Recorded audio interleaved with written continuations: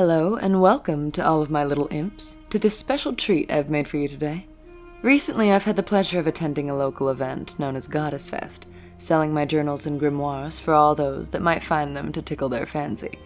In preparation, I created some special tomes that I thought might fit the vibe, including the two that I will demonstrate for you today. On my adventures, I found some crystalline pendulums, and decided to base entire books off of these pretty stones. My concept was to make the pendulums into removable bookmarks that could be used over the cover of the book, and then reattached when done. Their color schemes will be black and silver, with the paper being one of pink and one of purple, to match the crystals, which are rose quartz and amethyst.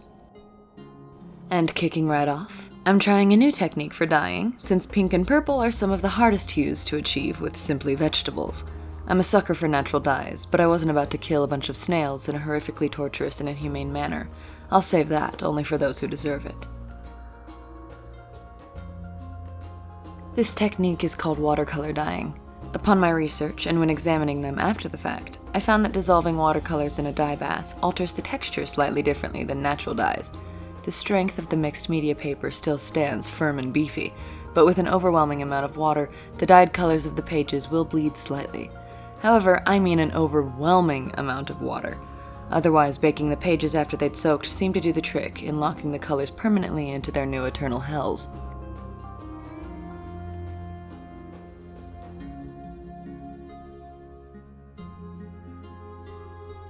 On to the folding. This activity coincided with a lovely visit into the woods, so the footage your eyes are being blessed with is even more pleasant than typical.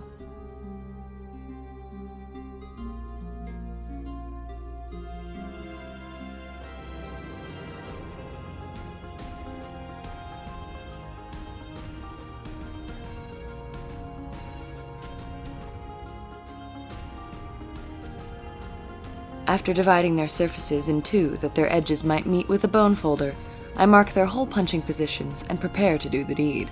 Using an awl, I systematically punch each hole in choreographed fashion, keeping all signatures in the same order and rotation.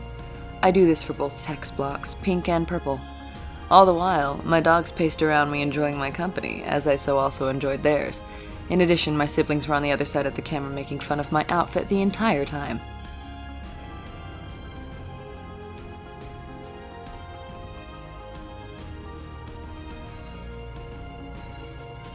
When sewing, I cut approximately 5-inch twill tapes, 2 per book, that I will use as anchors on the spine.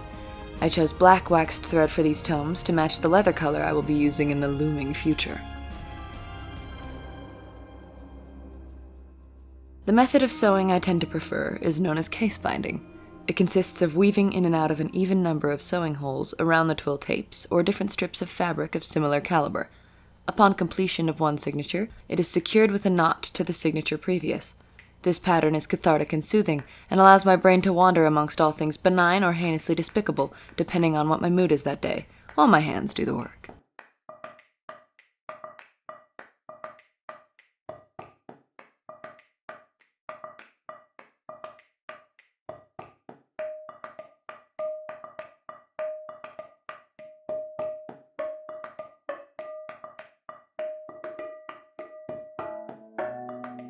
Guys, I don't know what my editor was up to in Adobe Premiere Pro trademark, but I did not license any of this behavior. Or the sound effects. Don't worry, it's just Jello. Jello ASMR, though that makes it worse. She found it, not me. Direct all questions her way at gmail.com.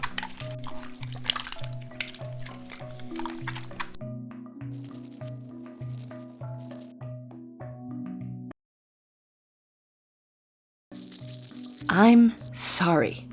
She's literally rolling on the floor laughing at my reaction to this. I don't have the heart to tell her to take it out. Anyway, after removing both dried books from the press, their spines are shaped and their linen has been properly attached. Time to show off the pendulums that I've based these entire concepts upon. When making the bookmarks, unquote, I devised a mechanism off of the pendulums provided to me. Each pendulum consisted of a smooth stone itself, a crystal bead with a loop at the top, and a chain connecting both pieces together. For this mechanism, I first attached jump rings, I always double up my jump rings just to be safe, to the D-rings that would sit at the base of the text block spine. I then attached an alligator clasp to the jump rings and then clasped the pendulum to its anchor. I then looped a black leather strip through the D-ring, glued them with leather cement for a permanent hold, and finally, once the mechanism was tested and approved, I attached the leather to the spine of the books. After attaching pseudo-bookmarks, unquote, the headbands are due for their servicing. I use thin metallic embroidery thread and wrap each strand formulaically around a leather cord core, alternating colors and tagging the threads occasionally through a signature when appropriate. And 𝐂𝐫𝐤𝐧𝐠, they work even more wonderfully sitting neath the headbands.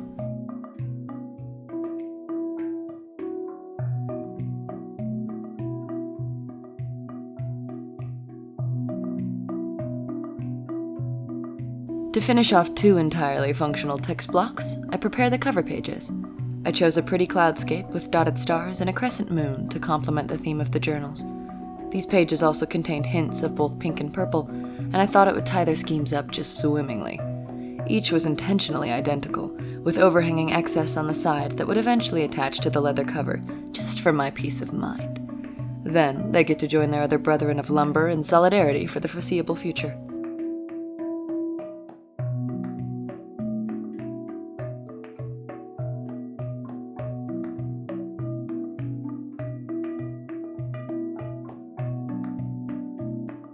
My leather tomes always have curved hollow spines. I measure and cut all my spines myself, homegrown, right here. I have a very clearly professional method of cultivating and harvesting my spines.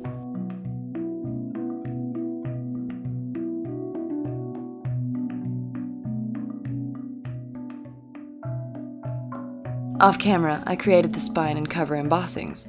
I did this off camera deliberately because the shapes were all circular in nature, and if I'd cut that on camera, I would have given even the most stable human whiplash. I cut the embossing patterns out of the backs of sketchbooks that I took the original mixed media paper from, and I molded the spine ridges and pendulum gem shapes out of polymer clay that's on the spines.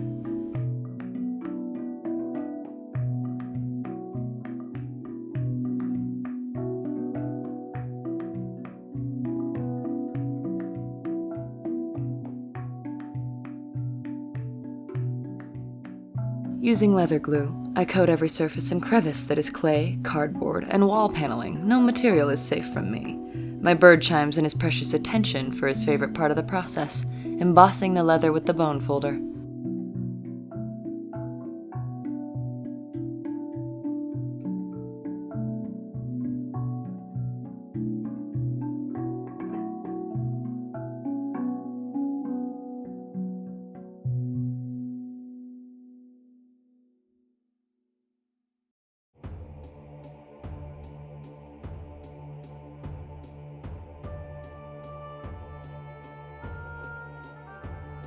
I am not one to waste materials. The black leather cut in my possession, if you'll notice, has a shallow slice to its surface in the center of the spine, creating a small imperfection. Speaking candidly, I've always enjoyed imperfections in leather such as this. I feel it gives projects an authentic feel, and I'll often go out of my way to implement leather imperfections. It would have also been quite wasteful to rid this leather cut of its imperfection, as it was in such a central location and much excess would have been unusable.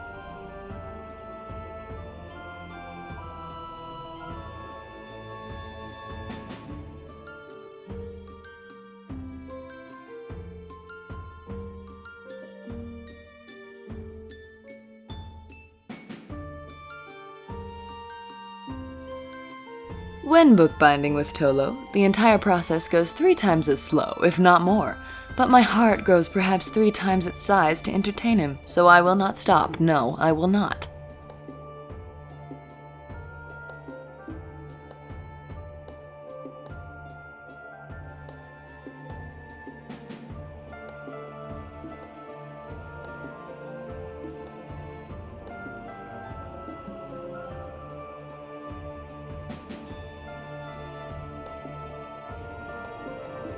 When designing an embossing pattern, I assemble all of my notions beforehand and account for their future locations in the design.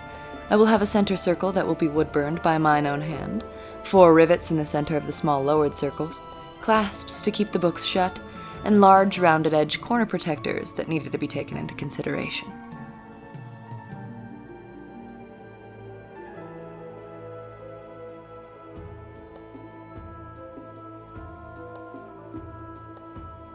To attach each text block, I glue flat the linen and twill tapes. Now, onto the wood-burned cover designs. I sketched 2 identical patterns onto basswood circles and heated my newfangled wood burner for rapid heat production. When using a pendulum, it isn't necessary to have a directional guide, but I find the aesthetic to be charming. Now is as good as a time as ever to explain the actual usage of a crystal pendulum, if you are unfamiliar. A crystal pendulum is intended to pair with your energy and provide answers to your questions through it. Whether you believe in the practice or not, the process is still fascinating. As I researched, I found a few key things. Most involved in the practice suggest taking time to pair with your pendulum, cleanse it, associate with it, carry it around with you, that kind of thing. When you feel it's ready, you are to hold your pendulum above a surface, stilling it so that it hovers completely motionless. A pendulum can answer only yes or no questions. Establish what these look like. Pendulums can move in 3 fashions: up and down, side to side, or in a circle. Ask it, what does yes look like? The movement that follows is the established answer. Ask it, what does no look like? The movement that follows is the established answer. The remaining movement can be assumed to mean maybe. From there, you may ask it as many or as few questions as you desire, though there are some superstitions and decorum associated with the process, depending on who you ask.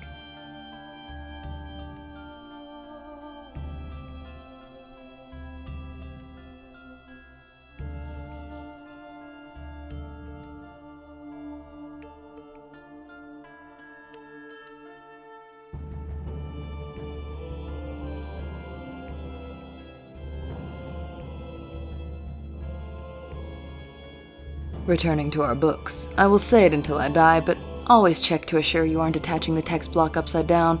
I've only done it once, and you would too. Yet hopefully, I may prevent such a disaster from occurring. I'm only trying to protect you. Place your trust in me. At this point, it is necessary to punch the rivet holes prior to any notions being attached. This process requires the cover to be fairly flat, and notions just get in the way of that. My clasps require rivets as anchors, due to the pressure that will be on the clasps to hold a bulging book together. I cut leather strips and glue each half to one end.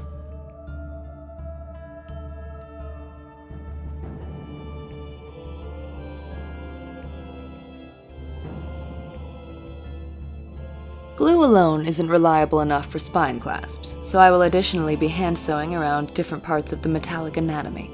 I use regular polyester thread, as I want it to be fairly invisible.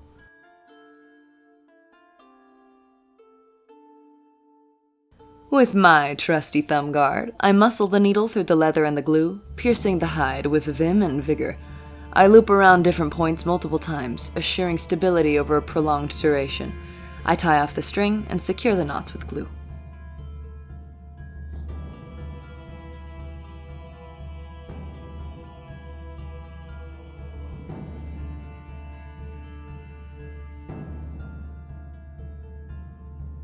I am returning to the rivet holes in the lowered regions. I need time away from the rivet process, you see. Unresolved trauma and all that. What trauma, you ask? Well, the trauma of the rivet process, of course.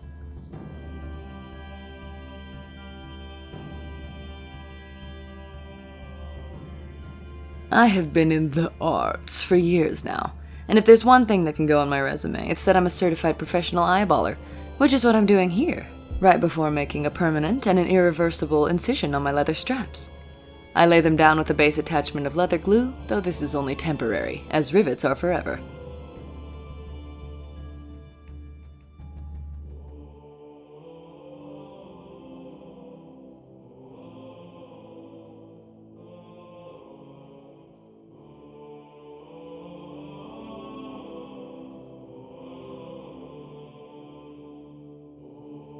See? All's well. I have 20/20 vision and my brain has 0 for 0 regrets.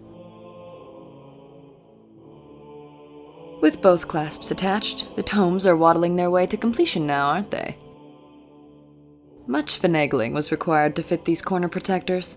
I had to sand the wall paneling down into rounded corners, shave down the thick leather, accommodate the cover pages around the curve, etc.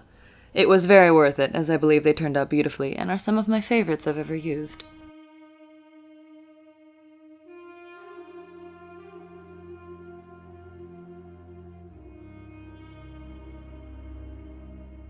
Assembly is such a joy. I love seeing all the elements finally brought together and my initial vision validated.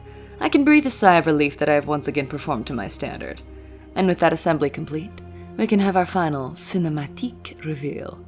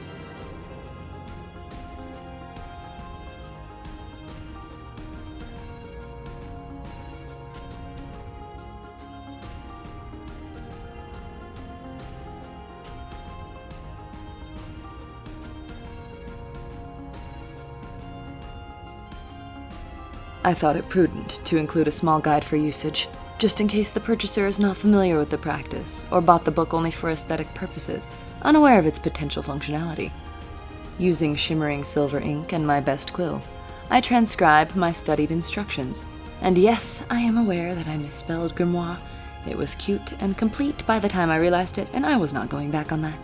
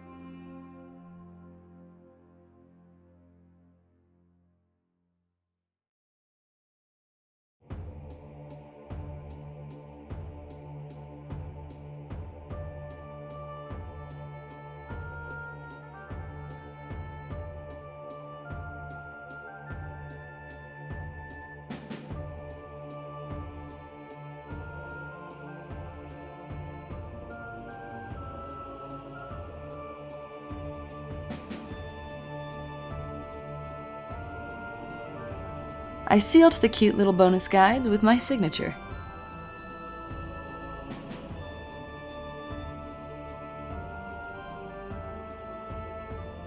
And with this, we come to our close. Thank you for joining me on this journey. I hope the concept and design was one that you enjoyed, regardless of your spiritual leanings.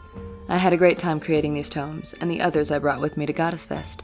These books will of course be available on Etsy, links below, and I look forward to sharing more of my market and convention ventures with you, my delightful dolls. And while this playlist I'm currently listening to reminds me that I'm a 19th century villain scheming in my secret place, I bid you all a lovely morning, afternoon, evening, night, or other undisclosed and indefinite time descriptor, and hope you will join me again soon for more.